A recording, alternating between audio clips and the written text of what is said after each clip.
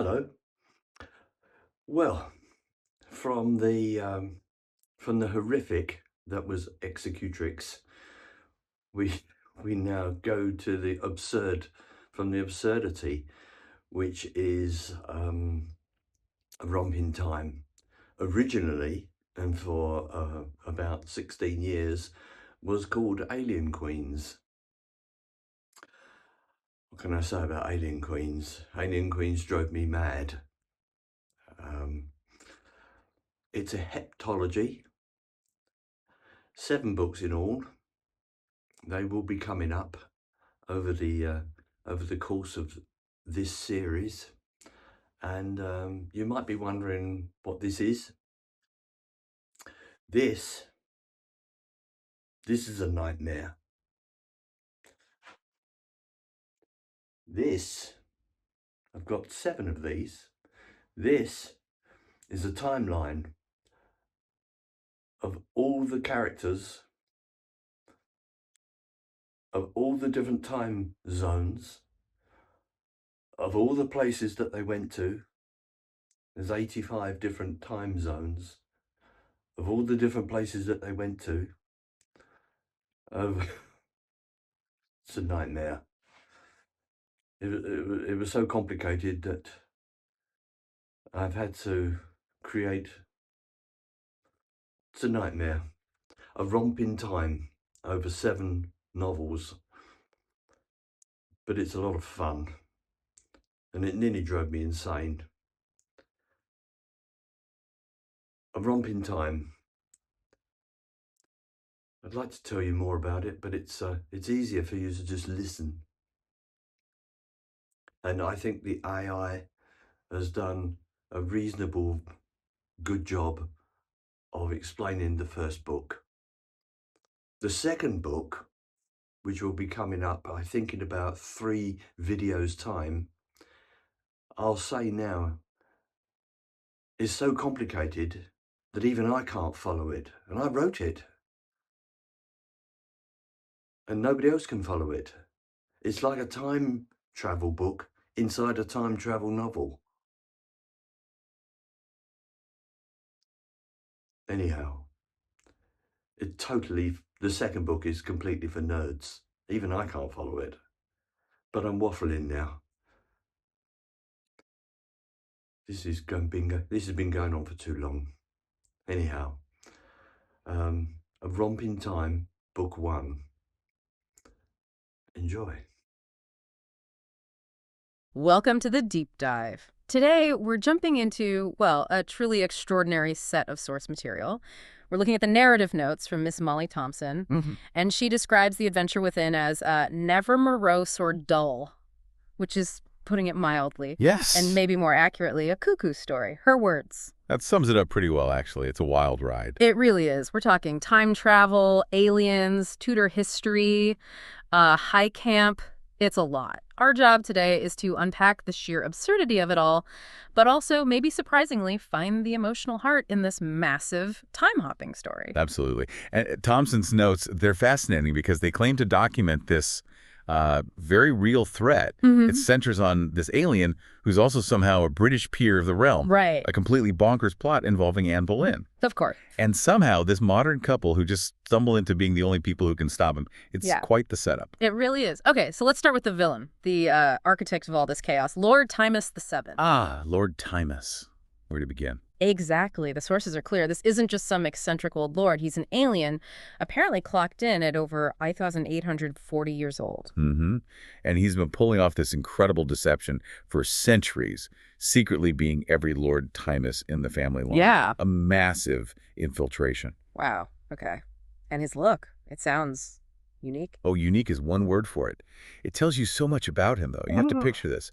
Golden brown, tight pants, specifically noted as woman style. Right. Got it. And there's a corduroy waistcoat, but it's lined with green satin and white ermine, a meanie, like actual royalty. The nerve, while plotting against the crown, no less. Exactly. And then red knee-high boots, Japanese leather, magnetic fastenings, usually hidden under this big, heavy black cotton cape. It's a look. A time-traveling rock opera look, maybe? Pretty much. Only he knows the show. And where does this character hang out? His base is the Devil's Tower at High Cross Castle, West Sussex. Thompson paints this picture of a circular stone room just crammed, absolutely packed with humming, crackling machines, cables everywhere, computers. She calls it a snake pit in an electronic jungle. Ancient paranoia meets high-tech. Perfect. And all that tech serves one deeply narcissistic goal. See, Lord Timus is getting old, really old. His body's starting to decay. So he needs vital fluids to, stop himself from falling apart. And his grand plan, it's horrific, really. He plans to replace Anne Boleyn and later Queen Elizabeth I right before they die. Okay, hold on. Why them? Why specifically those two Tudor queens? Good question. It's because they're his descendants. And crucially, they share this required essence. Like a genetic thing, temporal compatibility. Yeah, something like that. The note suggests it's a unique mix, only showing up in his direct Earthborn line centuries later. He needed to basically recycle his own diluted life force. Okay, creepy. But here's the kicker. The real reason behind it all. Pure pettiness. Of course. The mad comedy part. Exactly. He is absolutely neurotically obsessed with Anne Boleyn because apparently she rejected him centuries ago. No, all this, the time travel, the tech, the plotting, it's based on a centuries-old grudge because his ego got bruised. Pretty much. Yeah. Which, in a weird way, makes him almost relatable as a villain, I mean. His vanity is driving this whole temporal crisis. That's brilliant. And it leads us to his assistant, right? Va. Yes, Va. She's central to the manipulation side of things. Oh. Once apparently very beautiful, but now she's described as dramatically scarred. Collapsed facial skin, dull red hair, and pigtails. Sounds grim. And she dresses really plainly. A dull white kitchen skirt and blouse, like she's background staff. A dystopian cafeteria worker, you said earlier. Kind of, yeah. She moves with incredible speed and anticipates his every move, but she's doing it all while nursing this deep resentment. Why? What's her motivation? She's waiting for Timus to fix her face. Yeah. He promised he would repair the injury she got in some incident back in 1840. Ah, the unfulfilled promise. Exactly. That's the crack in their whole setup. And ultimately, it's what brings him down. So Timus and Va are in this electronic snake pit. What are they actually working on? The android. A replacement Anne Boleyn. Apparently, it's astoundingly lifelike. Wow. But it's only programmed with a few hundred words. Specifically, Anne Boleyn's final execution speech. Chilling. Absolutely chilling. And it gets worse. When the android first delivers the speech, sits up stiffly and recites it, Timus's reaction isn't admiration for the tech. No. No, he just says, "Excellent, perfect, let's decapitate her." Oh my God. Yeah, it just shows you, for him, this isn't about history. It's just morbid, practical preparation for his anti-aging fix. Completely perverse. Okay, so we've got this unhinged alien and his resentful assistant poised to mess with 1536. But then the story yanks us into the present day. Right into modern London chaos. Enter the heroes, or maybe anti-heroes, Stuart and Frankie. Our 21st century saviors. Tell us about them. Well, we meet them being very domestic. Oh. Stuart's the tall one, a hairdresser. Seems quite level-headed, the anchor, really. Okay. And Frankie is his boyfriend. Shorter, bald, studying medieval history. And importantly, he's loaded. Won the national lottery about 5 years back. Right, the loaded medieval history student. Got it. And their dynamic, it's described as high camp, but also really loyal. Exactly. That's the heart part of this mad comedy. Thompson notes they're too effeminate for such loutish behavior, which is quite a description, but they're fiercely committed. Stuart's described as the antidote and foil for Frankie's torrential bouts of mental disturbance. Wow. Okay, so they have their moments. Oh, yeah. There's this great anecdote about them getting kicked out of McDonald's for arguing loudly over the bill. Apparently upset a kid's party. Brilliant. So their concerns are usually pretty small scale. Coffee bills, maybe? Exactly. And that's the setup. There's the Tower of London. It's Frankie's birthday. They're discussing his new silver castle earring. Oh. Completely mundane. And then history crashes the party. Literally. Anne Boleyn's rescue goes spectacularly wrong. Timus used this knockout gas, matrohydrofloyalane. Catchy, man. Isn't it? But it didn't work properly on Anne. Her adrenaline was apparently so high, being seconds from execution, that the gas didn't keep her under for long enough. The human element wins again. Totally. She wakes up fighting, thrashing, screaming, punching Va, pulling her hair, described as more akin to a wild animal than a sophisticated Tudor queen. Just pure survival instinct. And Lord Timus, the mastermind, shows his true colors. Absolute coward as he just bolts, leaves Va there with a hysterical fighting Anne Boleyn. He can handle tech, not chaos. So where does Anne end up? In the most undignified place possible.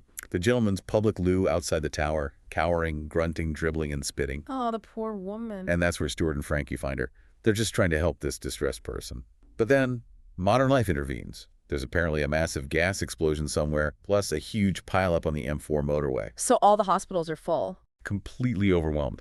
So Stuart and Frankie have no choice but to take her home with them. Right, but that's not quite the moment they get really dragged in, is it? There's the attack on Frankie. Ah, yes. The true inciting incident. And it's painful and kind of ridiculous. Timus is frantically searching for Anne, runs into Frankie outside the tower. Yeah. He just attacks him, hurls Frankie against a wall, grabs his throat, and then stabs him. Stabs him? Where? In the left buttock. The butt? Yeah. With a dagger covered in this disgusting green, thick gunk. Okay. That's memorable. Ultimate humiliation meets alien weapon. Exactly. And here's the thing. That wound, that green gunk, unknown to Timus, that's Vaugh's biological weapon. Wait, what? Yeah, that ridiculous, painful stabbing instantly turns Frankie from just a bystander into essentially a walking, talking delivery system for Vaugh's revenge plan. Well, The most absurd injury becomes utterly crucial. Wow. Okay. So this raises a huge question. How does Anne Boleyn, 16th century queen, cope with being dropped into Stuart and Frankie's 21st century world, especially that bedroom? Right. Talk about culture shock. But Anne is surprisingly resilient. So they take her home, put her in their bedroom, and the room itself, you just have to picture it. Go on. Pink spongy walls, purple velvet drapes, a massive 8-foot queen-sized canopy bed, hand-painted Renaissance style. The irony. Isn't it? Yeah. But then scattered around are teddy bears, action men, Barbies. Oh, and a life-size naked Roman gladiator statue described as sexually buoyant. Sexually buoyant. Okay. And Anne's reaction. Initially, she thinks she's died and gone to heaven, which, given the pink fluffiness and the fact she expected an axe, kind of makes sense. I suppose so, but then reality hits. Hard. She wakes up wearing this T-shirt Timus forced on her. It reads, "I've been laid by the king." Oh, that's just cruel. Deliberately humiliating. Totally. Timus trying to diminish her, control the narrative even after losing her. So how does she adapt to modern life? The basics. Her first encounters are gold. She finds a letter opener, thinks it's a dagger, and confronts Stuart. She's lucid, but thinks she's in purgatory, expecting more punishment. Understandable. But then the shower. Just the simple act of showering. She's horrified at first, standing naked under running water, completely alien to a Tudor noble. Right, they had basins, perfumes. Exactly. But the hot water, that becomes an undeniable novelty, and her reaction is pure childish delight, skipping with joy, apparently, shedding that royal stiffness. Amazing. And then Stuart introduces her to the ultimate time machine. The internet, yes. He teaches her Google, pointing and clicking on an old mobile phone. She calls the TV screen a Lilliputian theater. Cute. But the internet must have been traumatic, too. Oh, absolutely. That's where acceptance and trauma really collide. She immediately looks up her own history, reads about her trial, her execution. God, imagine that. But the biggest shock, finding out what happened to Henry VIII, learning about his gross old age, his illnesses. The man she died for ended up this bitter, obese tyrant. Her reaction is apparently heartbreaking. How can't this be true? That must have been the turning point, realizing the history she knew wasn't the whole story. Exactly. That's when she seems to fully commit to surviving in this new time. She can rewrite her ending. But Stuart and Frankie, especially Frankie the history student, they need proof, right? Despite, Anne Boleyn being in their flat. You'd think she'd be proof enough. But yes, Frankie needs science. He gets a DNA test done on a strand of her hair, calls up his ex-lover, Raggy, who works in forensics. Raggy, the Rastafarian ex-lover forensic scientist. That's true. Yeah, sure. And the results. They're the clincher. No modern drugs, no alcohol traces. And the DNA itself is described as vulnerable and tampered, completely unlike modern Western DNA. It's ancient, pristine. Undeniable. But Anne seals it herself, doesn't she? Oh, yeah. She plays her trump card. Yeah. Shows him the physical details Frankie, the Tudor scholar, would know. The win on her neck. Okay. And, more strikingly, the famous sixth finger. Whoa, the disputed sixth finger. She actually had it. According to this account, yes. And Frankie just have to admit, Anne Boleyn was supposed to have had an extra finger. That's it. Stuart, the pragmatic one, is finally reluctantly convinced. Their house guest is Queen Anne Boleyn. Incredible. And Anne's take on accepting all this madness, time travel, aliens. Pure faith and pragmatism. When they ask how she can just accept it, she says it's due to the grace of God, and it is not for me to question his reason or cause. She just slots it into her existing worldview. Resourceful. Very. And she still has her wit.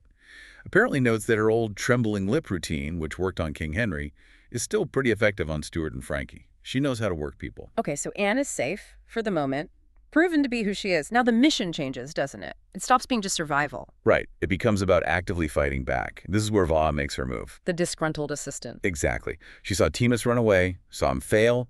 She escapes Highcross Castle herself and tracks down Stuart and Frankie in London. How does she approach them? She initially offers information, tells them where Anne was, Highcross Castle, though Timus has moved her by then. But really, she needs their help for her own plan. Which involves the time travel device. Yes. She gives Stuart the Red Traveler, Timus's personal, smaller time machine. And she spins this story, asks him to do her a favor. What favor? She needs him to go back to 1840 to stop her past self from getting hit by lightning, the event that caused her scars. Playing on sympathy.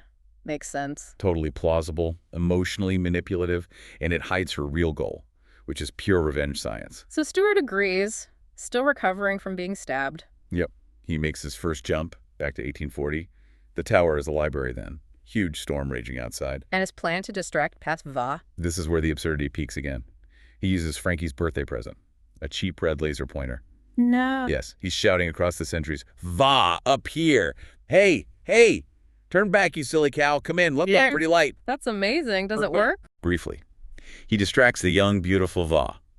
But then, classic Stuart clumsiness, he stumbles, drops the Traveler, it slides under a cabinet. Oh, no. He has to make it jump back fast, just as Passfall runs in to see the light.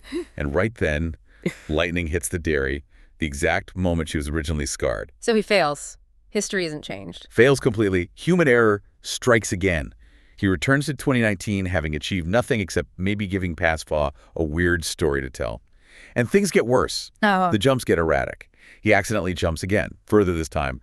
Lands in 1942. World War II? Yeah. Right in front of this poor elderly home guard private named Holly, who's guarding the tower. How does Private Holly react to a man in golden pants appearing from nowhere? Thinks he's the castle ghost and shoots at him. Shoot! Nearly hits him. Stuart jumps back to 2019, absolutely terrified. I was shot at. The poor guy's really going through it. I'll say, the stakes are just ramping up like crazy. And they get higher. They find out Timus recaptured Anne briefly, and she managed to scratch a date onto a wall before being moved again. 450100. April 5th, 1900. He's hiding her in different eras. Exactly, which leads to Stuart's most terrifying mission yet. Timus has also kidnapped Queen Elizabeth I. Stuart has to go to 1563 to rescue her. Teenage Elizabeth, how does that go? Terribly. Elizabeth is convinced Stuart is some kind of devil who's scrambled her brains. She immediately betrays him to her guards. Betrays him? What happens? He gets thrown into this absolutely foul, bug-ridden dungeon, and they tell him quite cheerfully that he's going to be boiled alive at Smithfield. Boiled alive! Turned into human KFC, as the notes put it. Okay, pause. Stuart, the hairdresser, arguing over McDonald's bills, now facing medieval boiling. The psychological jump here is immense. It's horrific. This is where Stuart the foil becomes truly traumatized. He manages to escape somehow, but he's filthy in agony, stinking of cemetery breath, probably crawling with lice. This isn't just helping Frankie anymore. This is personal. He wants revenge on Timus for the stabbing, the fear, the dungeon, the near boiling. So this shared trauma Stuart's ordeal, Frankie's wound, it fuels the next phase. They're all united against Timus now. Exactly. And Vi uses that. She finally reveals her real long-term game. Okay, what is it? Not just fixing her face. No way. That lightning story. A total fabrication to get Stuart on side. Her real plan is brilliant and evil. She reveals she infected Lord Timus himself ages ago. Infected him? With what? A slow-acting biological weapon. A disease she cultured herself. And how did she deliver it? Let me guess. Green gunk. You got it. Yeah. She secretly wounded him with a knife coated in the exact same green gunk that Timus later used on Frankie. Whoa, so Va weaponized Timus against Timus, using Frankie as the key. Precisely. Va designed the disease so the antidote needed DNA from his descendants, Anne and Elizabeth. The very essence Timus was collecting to stop his natural aging was also the key to stopping Va's unnatural disease. So Timus didn't know he was infected or needed an antidote? Nope. He was gathering the ingredients to save himself without even realizing he was sick. And crucially, Va knew the specific activation code for the antidote sequence. Timus wouldn't figure it out in time. Genius, really. While the scheming is going on, what about the queens, Anne and Elizabeth? Timus jumps them forward again to 2090. They're chained together. Initially, Elizabeth is totally regal, haughty towards Anne. "Speak not of she that bore me." You know, the historical baggage. Yeah, the shame, the politics. But being chained together, facing this common enemy, it breaks through. Anne's courage, maybe. Elizabeth eventually accepts Anne as her mother, and they bond over their mutual hatred for Lord Timus, realizing he's manipulated both their lives, their histories. It's actually quite a touching moment of maternal connection, buried in all the sci-fi madness. The heart under the comedy again. So the final showdown starts in 2090. Pretty much. Timus tries to use Anne as bait, literally tries to dangle her out of a window to get the Red Traveler back from Stuart, who's presumably arrived. And this is Frankie's moment. Yes. Frankie snaps. Timus is shouting these incredibly childish insults at him. Sad old dumpster truck. Gray day toss bag. Classy. Right. And Frankie, who's been mostly the comic relief, just loses it. Charges Timus in this fit of pure, righteous fury. Does he connect? Not really. Timus is still an 1800-year-old alien. He just stumbles backward out the window, taking Anne with him. But they don't fall. They vanish into a time bubble. A time bubble. Where do they end up? Eventually found soaking wet in some water in the year 2305.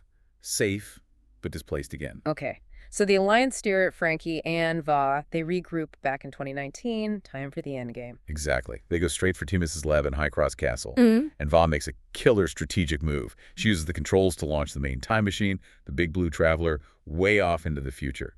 Year 20,999. He's heading off his main escape route. Clever. Stranding temporarily, more or less. Oh. But Timus isn't done. He reappears in the lab, enraged. The final duel. And it gets physical. He coaches Frankie, sends him smashing into video screens, gives him a bad concussion. Then he corners Stuart, rips the Red Traveler off him, and looks like he's about to restart his whole plan. But Frankie's wound, the green gunk. This is where it all pays off. Timus sees the concussed Frankie, sees the old wound. He decides to administer the antidote, the green goo, maybe thinking it'll incapacitate Frankie further, or maybe genuinely trying to cure what he thinks is just a festering wound using the code 1536. The year of Anne's execution. Symbolic, but wrong. Wrong because he didn't know it was the antidote code, but Va did. As Timus tries to use the goo, Va steps in and administers the correct inoculation sequence, which is also 1536, saving Frankie and effectively neutralizing Timus's last biological gambit. Her revenge loop is complete. Incredible. So Timus is beaten, but not finished. What's the final act? The ultimate revenge. Deliciously mad, perfectly historical, utterly absurd. Lay it on me. Va, Stuart, and Frankie track Timus. They find him and manage to jump him back to May 17th, 1536. That date sounds familiar. It's the date Anne's brother, George Boleyn, was executed. 2 days before Anne's own scheduled death. Okay, so what do? They kidnap Timus, drug him heavily with diazepam, slap some black makeup on his face, stick on a fake beard. Oh, no. Oh, yes. They force him into the cart, heading for the executioner's block on Tower Hill. They're swapping him for George Boleyn. Exactly. Lord Timus, the alien peer obsessed with Anne Boleyn, is executed in her brother George's place. History records an execution, George lives, and Timus gets his comeuppance. And the crow. Apparently pelts him with dead cats and rotten vegetables. A fittingly ignoble end. Wow. And Va. They watch the whole thing, hidden in their time bubble. Impassive at first, then they share this deep smile of relief. Vengeance served, survival achieved through utter theater. It's kind of perfect in its own insane way, using time travel not just to save lives, but to settle a grudge with historical replacement. It really ties it all together. Yeah. And the big takeaway, Timus wasn't beaten by cleverer tech or stronger heroes. He was beaten by his own flaws. His cowardice. Right back in the loo at the start. His vanity. Needing the essence, needing Va to fix his decay. And his obsession with Anne. Which led him to pick a target and an assistant who were perfectly positioned to destroy him. He engineered his own downfall. And the ending has that emotional core, too, right? The letter. Yes, the new history is cemented. Anne and George survive. Anne writes a letter to Elizabeth, which somehow gets preserved and is found in 1580. What does it say? It tells Elizabeth that she and George are alive at the mercy of my newest companions, choosing life over death at last. And Elizabeth, reading it years later, apparently weeps. That connection, that maternal love reaching across time, It anchors the whole mad story. Then our heroes, Stuart and Frankie. They really did become the powerful knights and predicted early on. Not through skill, maybe, but through loyalty, Stuart in that dungeon, and sheer righteous anger, Frankie charging the alien toss bag. Their very human, very camp relationship fueled the victory. Domestic loyalty and chaos saving the timeline. It's quite a message. Which leads perfectly into our final thought. We started calling this a mad comedy with heart. Think about the ultimate irony here. Go on. Frankie's injury.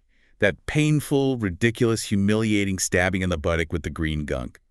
It felt like random, pointless cruelty at the time. Yeah. But it turned out to be the absolute linchpin of Vaugh's entire plan. It was the delivery system for the disease and the antidote code confusion that ultimately defeated Timus. So what does that say about things? When the most chaotic, most painful, most absurd moments are revealed later to be, well, essential. Maybe even pre-programmed steps needed for the final win. That sometimes the universe needs a bit of random chaos, a bit of mad comedy to actually put things right. Maybe. It's certainly something to think about.